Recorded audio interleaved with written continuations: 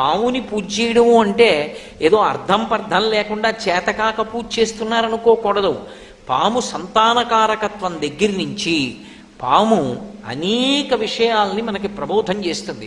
అందుకే మీరు జాగ్రత్తగా గమనించండి, అసలు దేవతలు ఎవరికీ కూడా పాముతో సంబంధం లేకుండా ఉండరు. శ్రీ మహావిష్ణువు ఆదిశేషుడి మీద పడుకుంటాడు.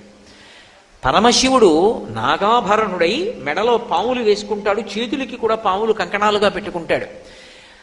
అసలు విఘ్నేశ్వరుడు నాగ యజ్ఞోపవీతం వేసుకుంటాడు, పామునే యజ్ఞోపవీతంగా వేసుకుంటాడు. శ్రీకృష్ణ భగవానుడు కాళీయమర్దనంలో ఆయనకి ఏ రంగస్థలం పనికిరాలేదు. ఆయన కాళీని యొక్క పడగల మీద తాండవం చేశాడు. మీరు ఎక్కడ చూడండి, చివరికి సహస్రారమని పాము పడగలు ఎలా ఉంటాయో శ్రీ విద్యా సంప్రదాయంలో ఆ సహస్రారమును చేరుకున్నప్పుడు అలా ఉంటుంది.